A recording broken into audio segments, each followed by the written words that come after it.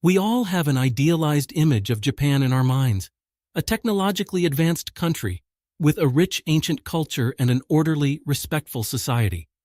I also had that vision before coming here, but the reality is very different from the common perception.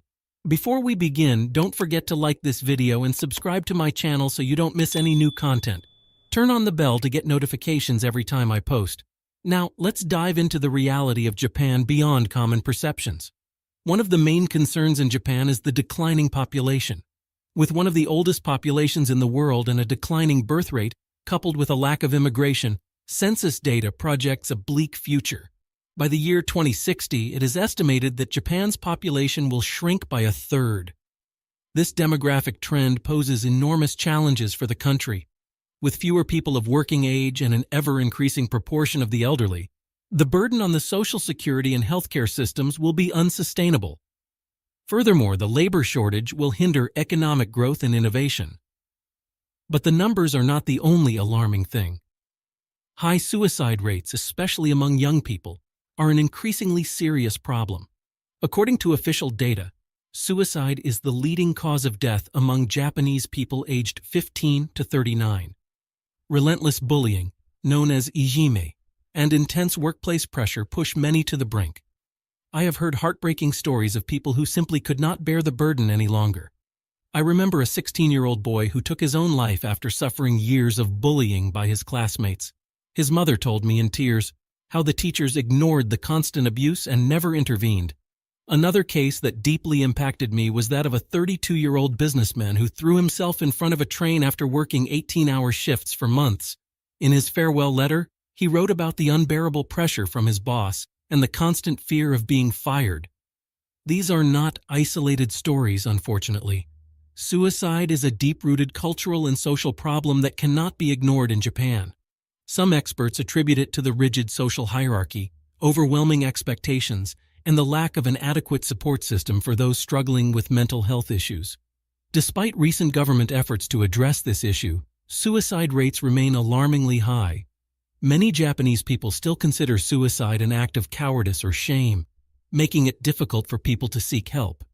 It is crucial that Japanese society recognizes the gravity of this problem and takes drastic measures to protect the most vulnerable. From improving school and workplace support systems to dismantling cultural stigmas surrounding mental health, there is much work to be done. Unless Japan effectively addresses these demographic and social problems, the country's future will become increasingly compromised. A declining population and an unresolved mental health crisis are not just statistics, but human tragedies that deserve urgent attention. Despite being a developed country, Japan has a long way to go in terms of gender equality in the workplace. Women remain significantly underrepresented in leadership and senior positions. Cultural motivations and social expectations still limit opportunities for many ambitious women. Compared to other developed nations, Japan lags far behind in this regard. According to recent data, only 14% of managerial positions in Japan are held by women, one of the lowest rates among OECD countries. This gender gap is even more pronounced at higher executive levels, where only 3% of directors are women. The reasons behind this inequality are complex and deeply rooted in traditional Japanese culture. Historically, women were expected to focus on the home and child rearing, while men were the primary breadwinners. Although these attitudes have gradually changed, many unconscious stereotypes and biases persist. Many Japanese women face implicit pressure to leave their careers after marriage or the birth of a child. Those who choose to continue working are often relegated to support roles or lower-level positions, with few opportunities for advancement. Additionally, the seniority-based promotion system known as Nenko-joretsu favors employees who remain with the same company for decades, making it difficult for women who take career breaks to raise children to advance. The Japanese government has implemented some measures to promote gender equality in the workplace, such as setting targets for female representation in leadership positions. However, these efforts have had a limited impact so far.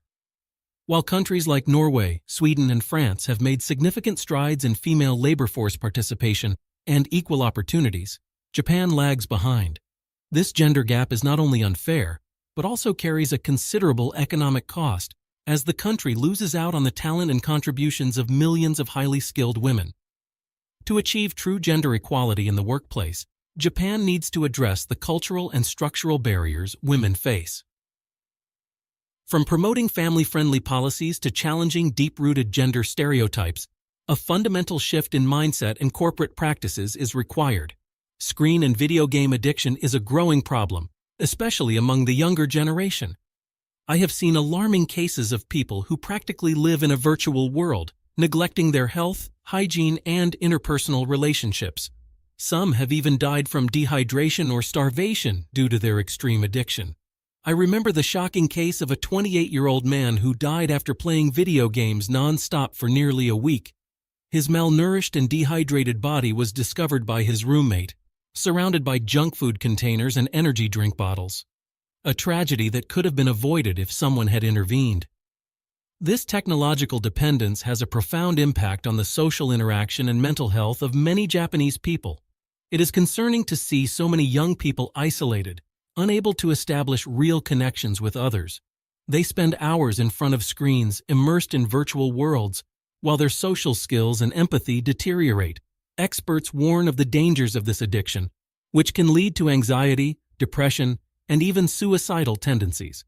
The lack of genuine human interaction and prolonged isolation can have devastating consequences for the emotional and social development of young people. Moreover, the obsession with video games and social media often goes hand in hand with other unhealthy habits, such as poor diet, lack of exercise, and sleep disorders. This can create a vicious cycle of physical and mental problems that exacerbate the situation. While technology can be a powerful and enriching tool, its excessive and indiscriminate use has created a generation of Japanese youth disconnected from reality. It is crucial that parents, educators, and authorities address this issue proactively, promoting a more balanced use of technology and encouraging outdoor activities and meaningful social interactions. One of the darkest and most disturbing aspects of Japan is the sexual exploitation of minors, particularly the Lolita culture that sexualizes schoolgirls. I have seen heartbreaking documentaries and testimonies from victims who suffered horrific abuse. Despite overwhelming evidence, the authorities seem to be doing little to address this issue. In the red light districts of Tokyo and other cities, it is common to see older men prowling around girls in school uniforms, offering them money in exchange for sexual favors. These predators take advantage of the vulnerability and poverty of many teenagers to exploit them in the most despicable way. I remember the harrowing testimony of a young woman who was forced into prostitution from the age of 13 by an abusive pimp. She described in graphic detail the degrading acts she was subjected to, often with multiple clients per night. Her account left me horrified and nauseous. Unfortunately, her story is not an isolated case.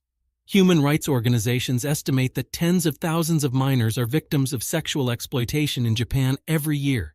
Many are lured and trafficked from abroad, while others are manipulated by local criminals. Despite overwhelming images and evidence, the Japanese authorities have done little to combat this scourge. Existing laws are weak and have loopholes that allow the exploitation of minors. Moreover, the culture of silence and shame prevents many victims from reporting the abuse for fear of stigma. It is alarming to see how Japanese society seems to tolerate and even normalize the sexualization of schoolgirls.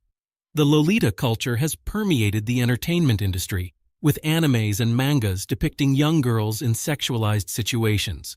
This exploitation of children not only harms the direct victims, but also corrupts the moral fabric of Japanese society.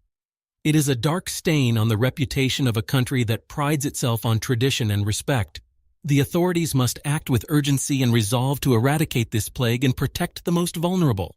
Excessively long working hours and work-related stress are a reality for many Japanese workers. I have met people who literally live at the office, sleeping only a few hours a day and working until exhaustion. This toxic work culture has a devastating impact on the health and well-being of employees. But unions are ineffective, and workers are not allowed to take time off easily. The phenomenon known as karoshi, or death from overwork, is a serious problem in Japan. Each year, dozens of people die from illnesses related to chronic work stress, such as heart attacks, strokes, and suicides. I remember a middle-aged executive who told me how his company constantly pressured him to work endless overtime, even on weekends. He often slept at the office and his health rapidly deteriorated due to exhaustion and poor nutrition. This culture of overwork is deeply ingrained in the Japanese corporate mindset, where loyalty and sacrifice are valued above work-life balance. Employees fear being seen as uncommitted or lazy if they refuse to work long overtime hours. Despite government efforts to limit overtime, regulations are often ignored or circumvented through precarious employment contracts. Additionally, unions have little power to protect workers' rights, and companies rarely face significant consequences for violating labor laws. It is crucial that Japan addresses this issue at its root, challenging harmful cultural attitudes and promoting a healthy balance between work and personal life. Otherwise, we will continue to see overworked, sick employees and, in the most extreme cases, people paying the ultimate price for excessive dedication to their jobs. Another difficulty that many Japanese and foreigners face is finding a place to live. The requirements for renting housing are extremely strict and often discriminatory. Despite being a densely populated country, forming real and lasting friendships in Japan can be incredibly difficult. The excessive use of respect and politeness often becomes a barrier to open and honest communication. I have witnessed painfully awkward interactions and seen the social isolation that many Japanese people experience. Contrary to the perception of Japan as one of the safest places in the world, crime has increased for the first time in 20 years. From street crimes to cyber attacks, recent data show a worrying trend. Some attribute this increase to the social and economic problems the country is facing. According to official figures, criminal offenses increased by 9.3% in 2022 compared to the previous year. This includes a significant increase in robberies, assaults, and cybercrimes such as online fraud and identity theft. More alarmingly, there has been a resurgence in violent crimes. Homicides, serious assaults, and kidnappings have increased after years of steady decline. Incidents like shootings in public places, which were virtually unheard of in Japan before, now make headlines more frequently. Many experts believe that this rise in crime is directly related to the economic and social challenges the country is facing. Prolonged economic stagnation, growing inequality, and a lack of opportunities for young people have created a breeding ground for crime. Additionally, increased drug use and the growing influence of Yakuza groups have also contributed to higher levels of street violence in some cities. While Japan remains one of the safest countries in the world overall, these recent trends are cause for concern. Authorities must address the root causes of crime, such as social inequality and lack of economic opportunities, as well as strengthen law enforcement measures. Unless preventive measures are taken and underlying issues are addressed, the rise in crime could continue to erode the sense of security that Japanese people and visitors have enjoyed for so long. After experiencing the reality of Japan, we realize that there is a significant gap between perceptions and the truth. This country faces numerous challenges and problems, from demographic issues to child exploitation and extreme working conditions. While Japan remains a fascinating place with a rich culture, it is important to be aware of the darker aspects that are often overlooked. I hope that by sharing these perspectives, I can help break some myths and show a more realistic picture of what is truly happening here. I hope you found this raw and honest look at the reality of Japan as fascinating as I did. If you enjoyed this video, please show your support by liking and sharing it with your friends. And don't forget to subscribe and turn on the bell so you don't miss my next revelatory videos. Until next time.